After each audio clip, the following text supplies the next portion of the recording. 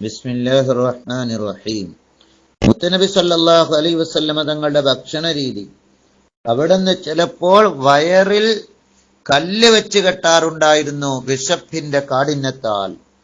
അവിടെ നിന്ന് വല്ലതും ലഭിച്ചാൽ അത് എന്ത് ചെറുതാണെങ്കിലും എനിക്കതിൽ മറ്റേത് വേണം, ഈ കൂട്ടാൻ പോരാ, ആ കൂട്ടാൻ ഇല്ല എന്ന് പറയാതെ കിട്ടിയത് ഭക്ഷിക്കുമായിരുന്നു.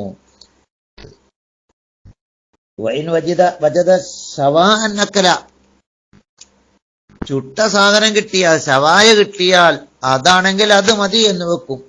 വൈൻ വജദ ഖുബ്സ ബുർരിൻ, ഗോതമ്പിന്റെ റൊട്ടി മാത്രമുള്ളൂ, അല്ലെങ്കിൽ ബാർലിയുടെ റൊട്ടി മാത്രമുള്ളൂ എങ്കിൽ അത് മതി എന്ന് വെക്കും. വൈൻ വജദ ഹൽവൻ, അവിടുന്ന് മധുരമുള്ള വല്ലതും കിട്ടിയാൽ, അസലൻ, തേന് കിട്ടിയാൽ അക്കൽ അത് തിന്നും. എന്താണോ കിട്ടുന്നത് അത് തിന്നുക, അല്ലാതെ എനിക്ക് ഇന്ന ഭക്ഷണേ പറ്റുള്ളൂ, അത് വേണ്ട, എനിക്ക് VIP ഭക്ഷണേ പറ്റുള്ളൂ, അങ്ങനെ പറയാറില്ല. വൈൻ വജദ ലബനൻ ദൂന ഖുബ്സിൻ, ഇനി റൊട്ടിയില്ല, പാലേ കിട്ടിയിട്ടുള്ള ഒരിക്കൽ എങ്കിൽ ഇക്തഫാ ബിഹി, അത് മതി എന്ന് വെക്കും.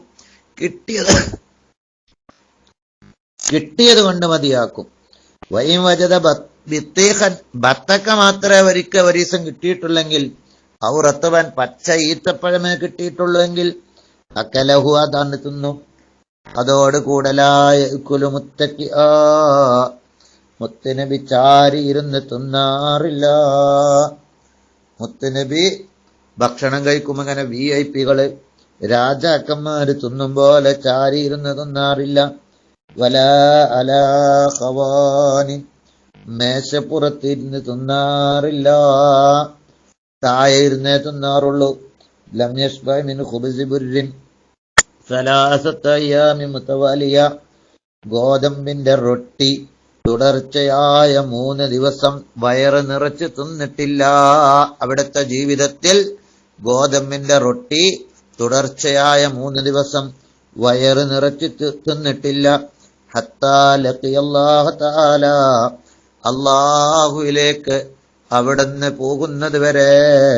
ഈസാറൻ അലാ നഫ്സിഹി, അവിടുത്തെ ലാ ഫഖ്റൻ, ദാരിദ്ര്യം കാരണമായിട്ടല്ല, വലാ ബുഖലൻ, പിശുക്ക് കാരണമായിട്ടല്ല.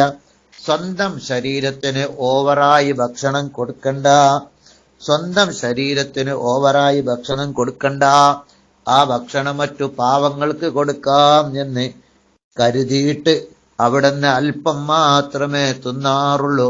ദാരിദ്ര്യത്തിന് വേണ്ടിയല്ല, ഭക്ഷണം കിട്ടാത്തതിന് വേണ്ടിയല്ല എന്ന് ഇമാം ഗസാലി റഹ്മത്തുള്ളാഹി പറയുന്നു.